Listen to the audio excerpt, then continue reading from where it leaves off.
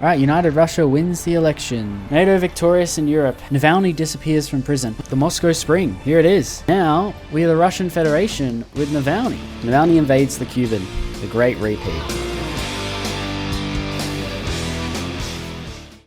Oh boy, am I excited to get back to this mod, especially playing as Russia, because I've played as Russia, where we win the First European War, and you've reformed the Soviet Union, and that was good and all, but there's also content when you lose the First European War. In fact, you can get Navalny. Yes, Alexei Navalny, the same guy who was murdered in 2024, probably because of Putin. However, the official cause says combined disease and does not have a criminal nature, which I highly doubt. But what he was doing in Russia in the first place beats me. Anyway, let's focus on the topic. Now, we start, of course, with a Putin, where we are, authoritarian democrat. As I began setting up the country, I did not have any intention of actually winning the First European War. That is because the only way to get Navalny in power is if you lose the First European War. So we can go United Russia. I don't think going liberal, you get Navalny. You got to be United Russia or the Communists. I'm just going to stick with Medvedev, the United Russia party. I won't waste too much of your time in preparation for the First European War, mostly because there is no preparation. I'm not trying to win. I don't care how influential the oligarchs are. Actually, it's probably better if they're high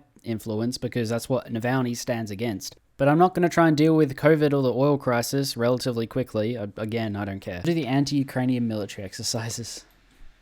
Guys, it's just a military exercise on the border, guys. We're going here. We're doing a military exercise. I remember, 2022, there was, so many Russian troops on the Ukrainian border. And they were just like, no, it's just exercises, guys. Exercises. It was so many.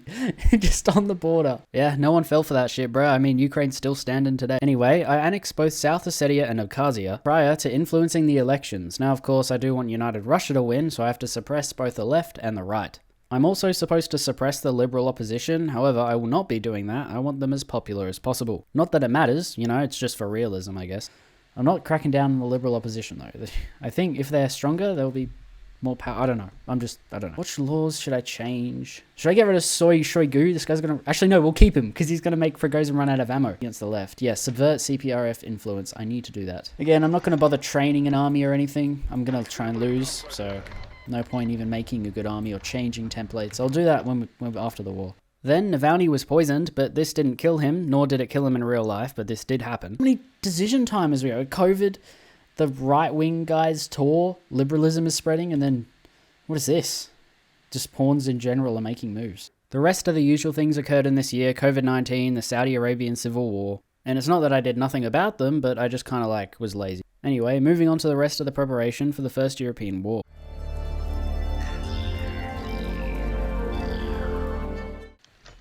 The liberal opposition is at 30 as well, but we've arrested Navalny. I know what he was doing in Russia. He was actually a political prisoner. Rightio. He got put in jail and then he died in jail. I don't know why I'm pretty sure he came back to Russia though before he got arrested.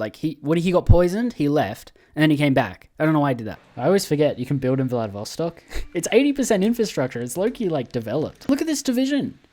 We can only train 10 of those. Oh my gosh. And there it is. Second American Civil War.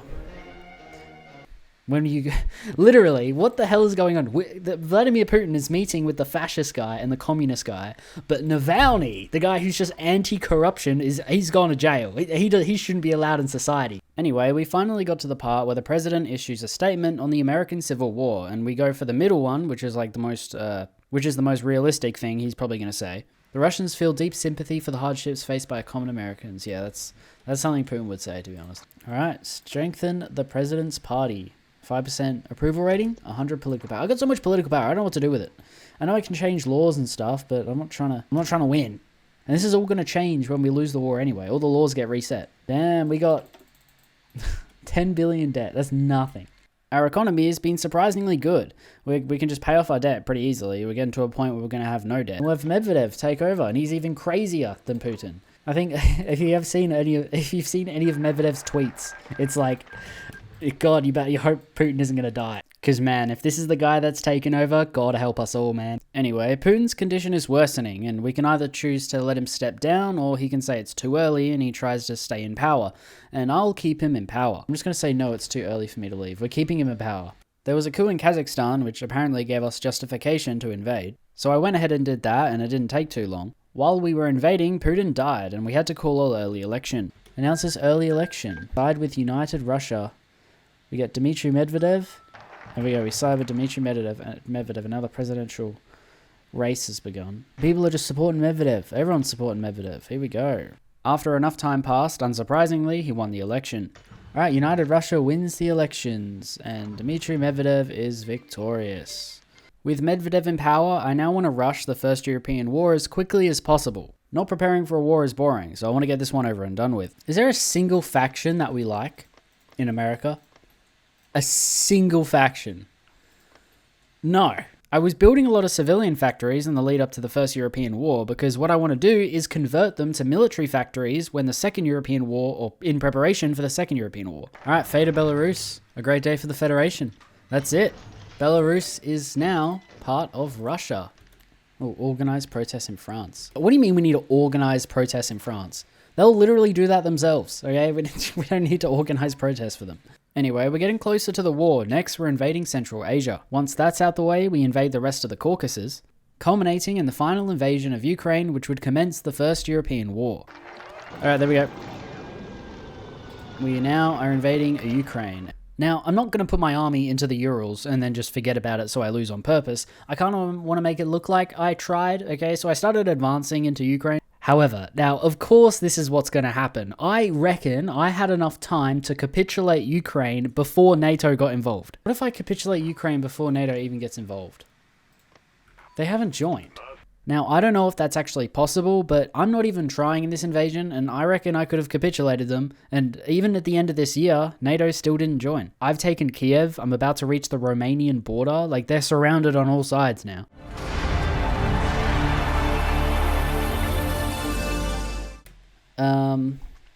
NATO still hasn't joined. I so could have capitulated Ukraine by now, if I really wanted to. What happens if you just, there's no way, I think you just go to war with NATO automatically then, without having to worry about Ukraine, which I think would be pretty cool. We're literally winning.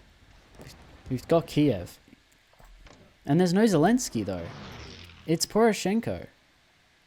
So does that mean, is that why? Poroshenko, isn't that like a pro-Russian guy, or am I just like delusional? Because what is going on? Normally it's Zelensky, right? Like, I swear Zelensky is in TFR. I actually had to stop pushing in order to not accidentally win, so I waited until NATO declared war on me. They finally did. In hindsight, I probably should have made a save game before invading so I could actually check what would happen if you did win, but I didn't know that was going to happen, and I didn't plan on like actually having a meaningful experience here, so I didn't make a save game. War breaks out in Europe. First European War. There it is. Alright. Will the event again? Okay. Anyway, the war finally started, and I was just, well, I don't know. Oh,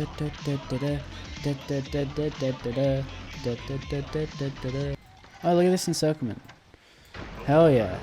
I know we're trying to lose, but I will never turn down an encirclement. Okay, I'll just get the losing over and done with. Looks like they've won, guys. Oh no. What a shame. I guess there's going to be some sort of revolution happening in Russia. NATO victorious in Europe. There we go. Alright, our faction is dismantled. Ukraine.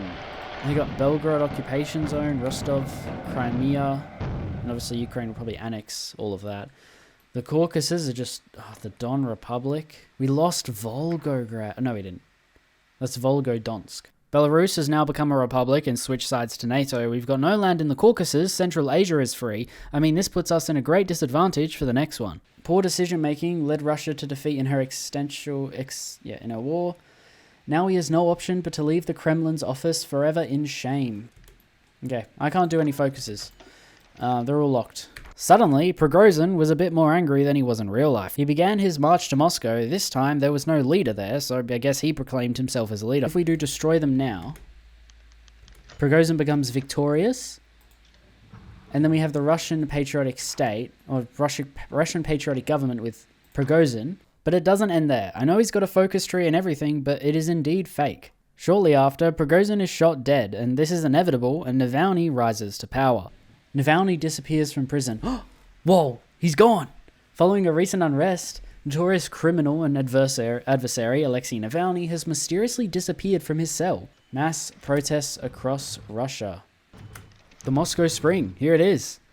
These past few days, Moscow has been waiting in anticipation. Hundreds of thousands of protesters had gathered around Moscow to protest the government. By the evening, the crowds had gathered around the Duma and the Kremlin, and after a clash against the protesters, both buildings were occupied. As the dust settles, it seems a coalition of pro-Western liberals and establishment turncoats will form a new government. Now, we are the Russian Federation with Navalny. And this is where things begin to get interesting, because NATO is so much more powerful, and I've got a job ahead of me that I'm going to have to try and beat them. First things first, I start converting all of my civilian factories to military ones, which would allow us to have the most rapid increase of military industrial capability.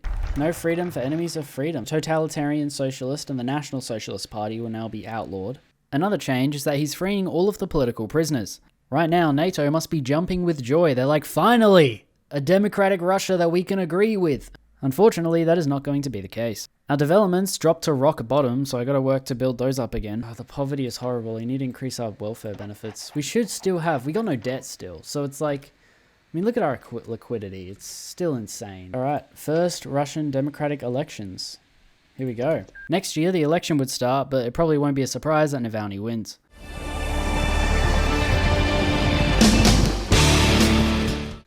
How big's our army?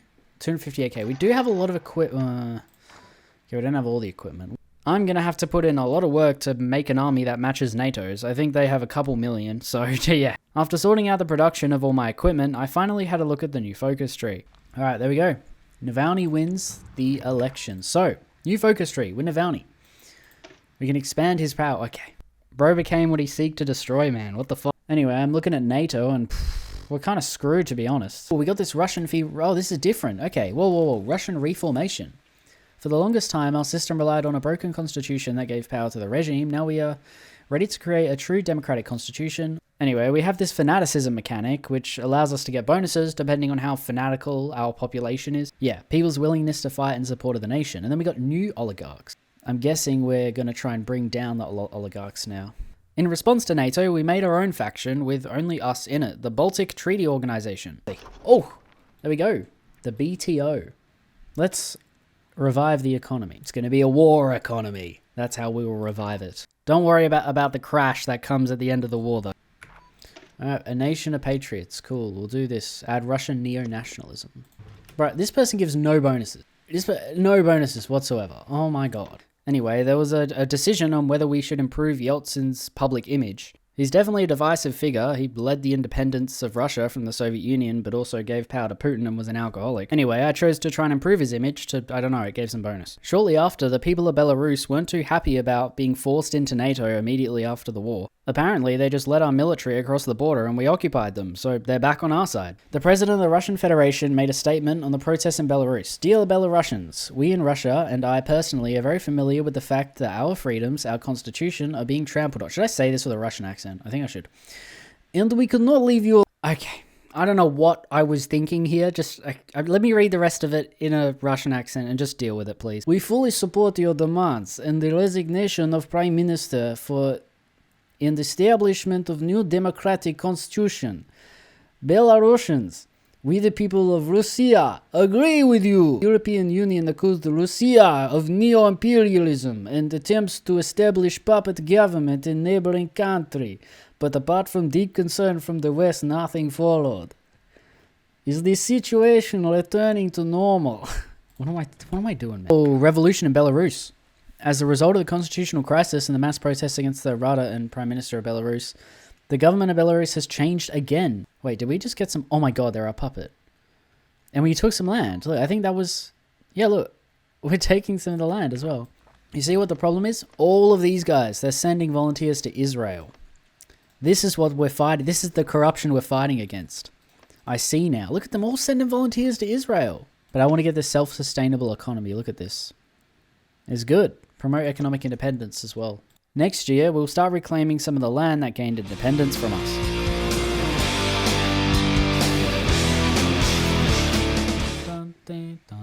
I need some chromium, actually. Yeah, okay, I do need that. We'll trade with China. Give me the chromium so I can make tanks actually good. China is going to become an essential ally and trading partner throughout this entire war. I am so glad they won, because if they hadn't, we'd be in a lot more of a difficult position. Damn, Israel fought back. Whoa. Israel fought back hard. They signed a truce with Egypt. Well. This was literally... This is just a repetition of the 1973 war. But it's 2027. Egypt signs a peace deal, and now Syria's on its own fighting. RIP. And Syria has gone into their civil war. Alright, so you got Bashar, the Free Syrian Army, and then, yep, again, the Kurdistan one, and the, yeah, Sunni rebels. Anyway, Germany has become a slightly different color. Are they, like, federalizing? Aren't they supposed to do that when they lose? One of the countries in the Caucasus decided to give us Astrakhan for free. I don't think they're doing too well by themselves. They all just want to reintegrate into Russia. What, they refuse? What did they refuse? I don't know, but okay. So we're doing a repeat of our invasion of Kazakhstan. Yes, I'm saying Kazakhstan now. You guys bullied me enough into saying it correctly. Oh, they want to... Whoa, we're annexing Kalmyka. Yep, there we go. Another victory for democracy. And it wasn't too hard to invade. On Republic referendum. And we annexed them. Cool. More stuff where the Russian flag waves high. Now, although most of these countries that gained independence are willing to reintegrate back into Russia, there is one that isn't. The Cuban Republic. They are guaranteed by Ukraine as well, which is in NATO, so this is what is going to start the war. But for now, we're just going to prepare a little bit longer.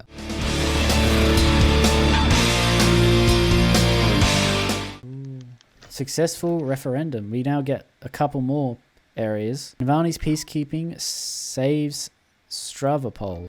Oh, it's down here. Oh, it's a lot of the Cuban Republic. Okay. We only managed to get half of it. The other half is under Ukraine's protection. So, yeah. Big's our army. 500k. It needs to be way bigger. By now, we do have a lot of military factories, so it's time to start training a lot more divisions. 10 more divisions. Beautiful.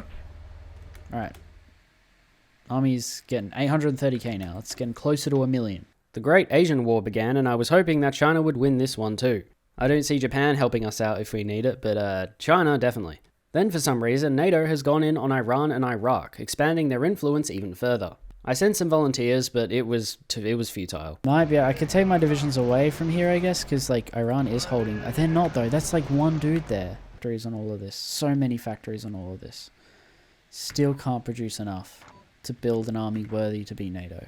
I started having a look at the estimated armies of Europe, and it's not looking good. I think France is like 500k, Germany is 1 million on their own, Ukraine is like 800k, Britain has like 500. It's just not worth it. Then my division stopped training, and I couldn't figure out why. I was producing the equipment needed for them to train, but it wasn't going down. So I spent like the next, I don't know how many years trying to figure out what equipment was actually needed to produce, even though I was producing the right equipment. I think the game was just bugged. I don't know. Reconnaissance, the basic light tank chassis, yeah. And the Gen 3 light tank. That's what I'm making. I'm making 3 a day, and it's not even... RIP to Iran. I did my best. Iran... Okay, what is going on? You got some administration, some warlords, and... Okay. My game finally fixed itself, and I was able to actually train divisions and deploy them. And the preparation for the Second European War would continue into next year.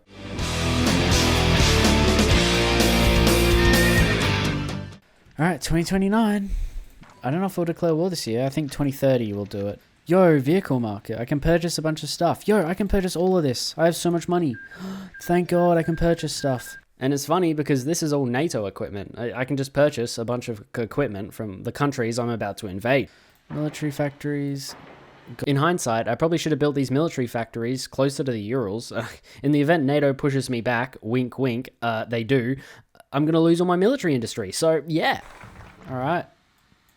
That's all of the focuses, except for the middle tree, which is the Second European War tree. So, might as well start it. Ultimatum to the Cuban.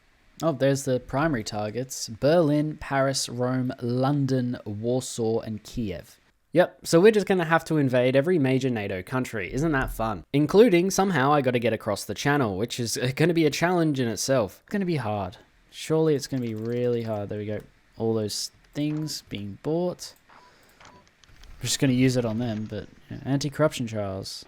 Alright, I'm making a save game here. This is where I'll go back to in case I lose.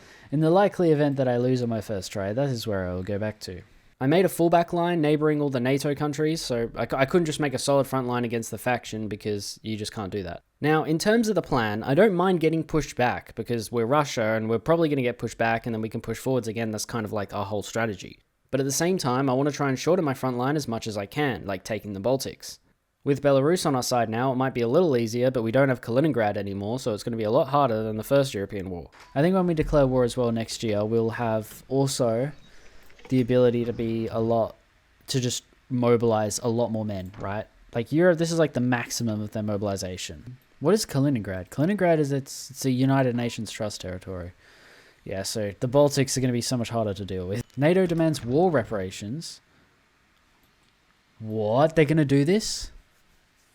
Attempt to negotiate the terms. What are they doing? I thought this was going to give them justification to invade me. Fortunately, I said no and they just kind of ignored it for the rest of the game. Otherwise, I definitely would have been screwed. I would like to take as long as I need to prepare, you know. That's like the one advantage I have, being able to choose when the war starts.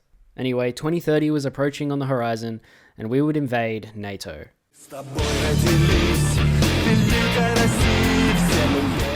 Please, wait, Finland isn't in NATO, no, okay, good. Oh my god, I have this border with Norway here.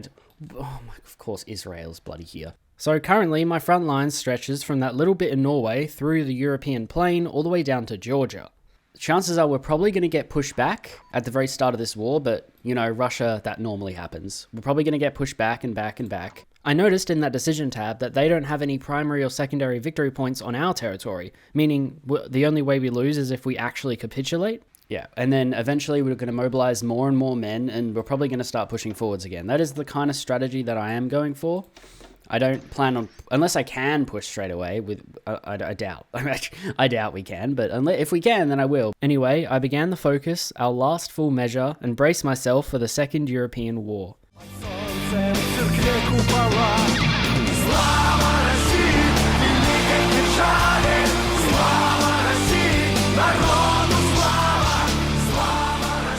Started pushing into the Cuban Republic, mostly because there was no NATO divisions there. Hopefully we could get to the Crimean Strait and just cut off Georgia from the rest of NATO, except for Turkey, of course. Oh, there's all the events. Navalny invades the Cuban, the Great Repeat. Second European War, or Second Russia-European War. I managed to capitulate the Cuban Republic, and much to my surprise, I wasn't getting pushed back immediately in other places. You know, it doesn't even seem that bad, to be honest. Then I realized I hadn't called in Belarus. Yeah, that would explain it. Yeah, Petrograd, no more German names. Look at this. Getting rid of all the German names, you get fanaticism plus 10%, which actually gives us more attack. Either way, I was actually able to break through into southern Estonia and Latvia, eventually capitulating Estonia, and then I saw that there were decisions that gave us bonuses, but we had to liberate a certain city to not get debuffs after it. Once clicking a decision, it would only be active for 30 days, and for example, Kaliningrad was one of the cities I had to liberate, and if I didn't liberate it within 30 days, I would lose a bunch of attack and defense. And I didn't trust myself to take a city in 30 days, so I just made the wise decision of not clicking it. Also, Ukraine, southern Ukraine looks pretty bad right now. Yeah, this got a bit rough. There's just more and more men. Oh my god. Cool, bring freedom, and the final patriotic war. More attack, etc, etc. And all of these are like the major cities. Warsaw, Helsinki, we're not even at war with Amsterdam, Rome. Like, where's Operation Take Tallinn from Estonia? Fortunately, like, the only way we lose the war is if we fully capitulate, and we're not doing. That's not happening. Turns out that's not true. I think if we lose Moscow and a bunch of the other major cities, we do lose. Anyway, the front line stabilized in the Caucasus, however, they're also pushing back in Belarus. The Baltics started slowing down as well, even though I pulled off an encirclement here and they were still hanging on to Estonia. I didn't actually capitulate them, I forgot, that was another run. I then tried pulling off an encirclement in the Caucasus and it went terribly wrong. Oh my god, okay. We don't have a war exhaustion mechanic either as well. The longer it goes on, it should be okay. I was making some progress though. I managed to pull off this encirclement in retaliation. Unfortunately, they were breaking through my lines elsewhere. What in the world? Huge victory. There's Estonia. Bam! We got it. Alright. Advance, rush down into Riga. Anyway, we are taking this. Cool, alright, nice. We got this encirclement here. Although I managed to capitulate Estonia, they got Belarus, which is not really a fair trade. That's not even a tile that will liberate it. Oh dear. That was a... Oh. Alright, this is not a good situation. They re-liberated Estonia, and although I kept playing, I knew it was over.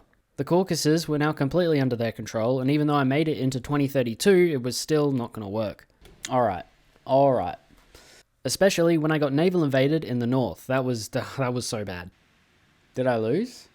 There's a peace conference. It's taken a while as well. I think I lost. There it is. European victorious over Europe. Oh well.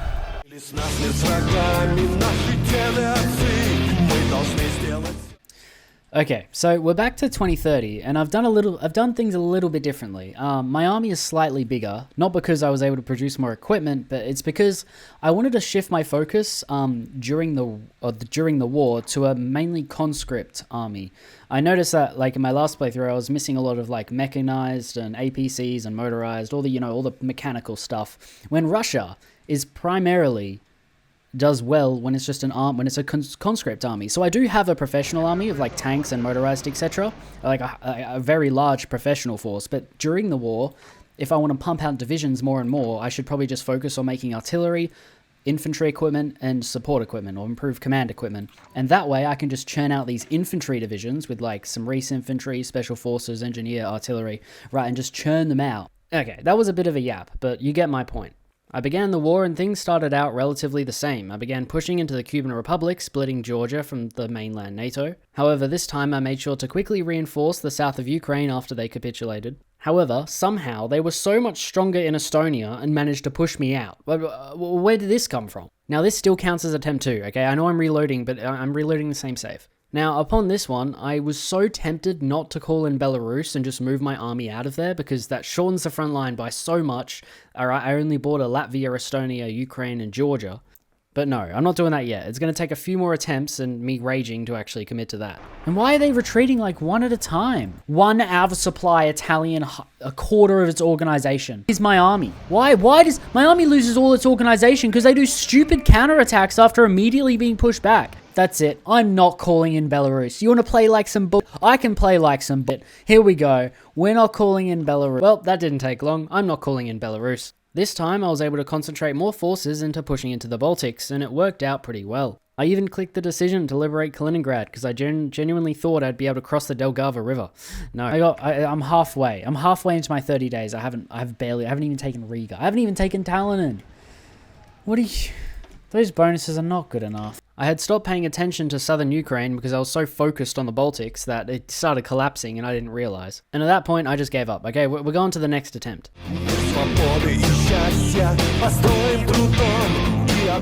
Now this is only attempt 3, okay? I don't want to see a single comment saying, mate, you've obviously done more No, I haven't. Anyway, you probably noticed that the date is a bit different on my third attempt. It is 2032. I've decided to take a couple more years to prepare, and here's what I did. My army is now over 2 million men big. I've still got some more in training here. I'm good on equipment. I'm just down 10k guns, a little bit of motorized, and some command equipment. Actually, that's a bit of an issue. I should probably deal with that. But yeah, I've even built, look. I've done so much. You don't understand. I've built supply hubs. I built a supply hub here, and I built a supply hub here in Belarus. I upgraded the railways, and I've also built fortifications along Rostov, right? Not that many forts. This one is 1. Probably should get that to 2. But once I build these railways and stuff, I think I'm just gonna go. I do want to make sure I get fuel. Oh, yep, there we go. We're invading. Another big thing we need to worry about is fuel and oil. Fortunately, China is willing to trade with us, and we won't have any interruptions with trade with them. After capitulating the Cuban Republic, I triple reinforced the south of Ukraine, actually threatening to encircle Rostov. Okay, planes, stop. Still not enough. No, it is enough now. Okay, cool. Fuel is back. That's so important. Oh my god. We're finally winning this again. Come on, 99. Yes! Okay, Rostov is actually encircled. I mean, they have a port, but it is. The encirclement in Rostov actually allowed me to spread out into southern Ukraine, but I did want to destroy the encirclement there before I went too far. I mean, things were going amazingly. At the same time, I was pushing into Estonia. And this one here. And this one here. And this one here. Yes! They did kind of break out of that encirclement, but I managed to salvage like half of what it was. 90. There, perfect. There we go. There we go. After that, I tried to get across the Daugava River, but that didn't really work. Belarus capitulated, and then I looked at a front that I hadn't looked at since the start of the war, and I realized that they were pushing from Norway. What the hell? Wait, why do I have no divisions here? No, this is no. So I had to go back. But no. I'm still continuing from the same save, so this is still attempt 3, okay? Okay, so I'm back to halfway through 2032. One goal I'm going to do is I'm going to take some divisions off here. Yeah, I'm going to take some divisions off here because I don't need this many on on this front. From here, I was able to preemptively stop the Norwegian front from collapsing. Far out. I need to be like everywhere at once in this game. So annoying. Oh, okay. We've done some good stuff here. I don't know where else I can push. There's like add a supply here. This could be an area. This could be an area. This is 100% an area. Belarus capitulated once again, but I'm not too fussed about that. It's just Belarus. I mean, I'm sure we can push back into it when we need to. We've been pushed back past the river again. We can't even beat this one Turkish town. Look at this. Look at this crap. Back then. They're slowly winning. There we go.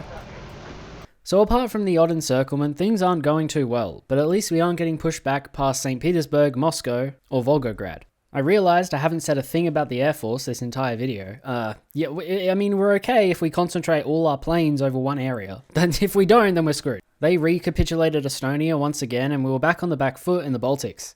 Alright, the front line is stable. No, this is fine. I still think we're in a decent position. Buy more stuff.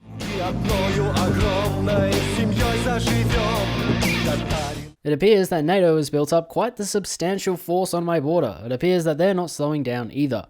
And to win this war, I think we're going to need a saving grace, some sort of miracle to happen. Unfortunately, I don't think that's going to happen, but I continue to wait for something to happen. They were weakest here, so that's why I wanted to bring my yellow army here and then just see if we can push through.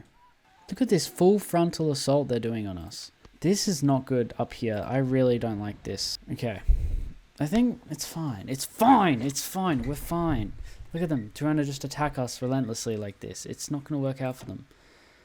2 million casualties. And I'm running out of manpower. 336. For now, I was letting them just relentlessly attack me. They were moving forwards, but it was extremely slow, kind of like the pace of Russia invading Ukraine. And thanks to my conscription effort of just making guns, support equipment, and artillery to deploy infantry divisions, I was still building up my army.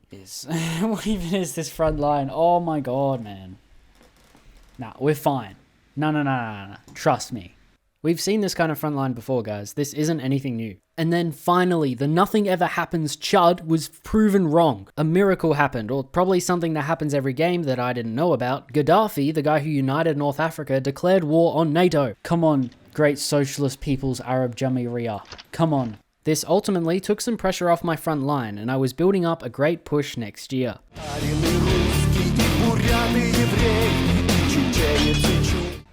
Yeah, it's 2034. We might actually be in with a chance here. Yes. Oh no. They landed here. Come on. People's... what is this? I didn't know Wadia was in this game. What the hell? Anyway, I continued making small encirclements. With every encirclement was a step closer towards reclaiming our lost territory and defeating NATO. Compared to the size of their army, it's not that big, but every bit counts, you know? I was taking every advantage of this opportunity, even doing a full frontal attack while I could. We can push in the south, I think. We're doing really well here.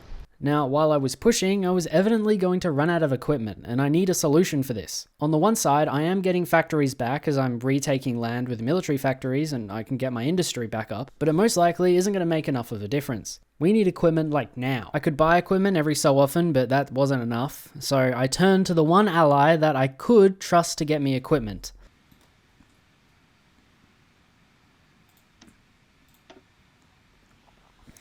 Can we please have guns, Mr. Xi Jinping? Oh, they're giving us guns. This was huge. China gave me almost 50,000 guns, which was my entire deficit. And at this point, asking for more advanced equipment wasn't too far-fetched. Maybe some APCs. I doubt they'll give me that, though. That's like a bit of an ask. They're helping me.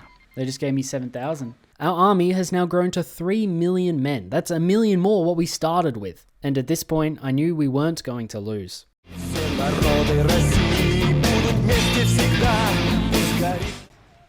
think I can attack both my purple and my orange in the south here. Both my armies in the south I reckon I can attack with. After waiting a while for the equipment to arrive, I was suddenly able to push so much easier. Okay, there we go. Cool.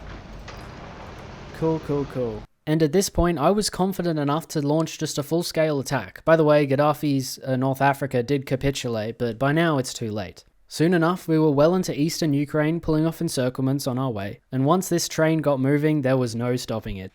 Let's keep going. No point in stopping. We got the momentum. So there was an encirclement there. Casualty check. 6.8 million. 1.82. Oh, yes. We had reached the Dnipro, and of course we had no problem crossing it. Aside from pushing in the south, I also began pushing in the north. And now it was only a matter of time, but I still have to take London, Berlin, Rome. Like, there's so many capitals of all these countries I have to take. 2036, guys. Hell yeah. Come on. Oh! Oh!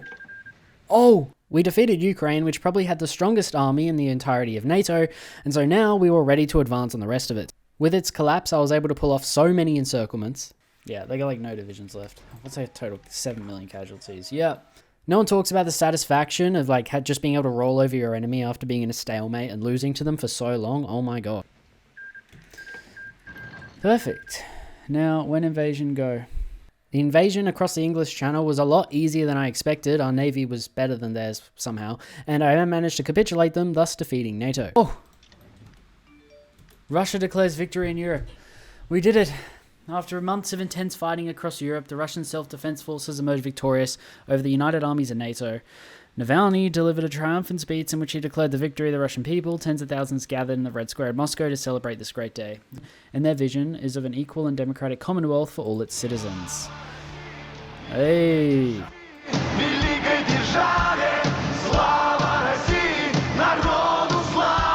Nah, that song is just as good as the one that's played when you win the first European war. My god. Lyrics are repetitive, but yeah, that kind of bangs. The peace deal is everything you'd expect, except for this, this Slavic country of Poland and Czechoslovakia. But there we go, Navalny is triumphant over NATO and wins the second European war. Thank you guys so much for watching this video, and I'll see you guys in the next one.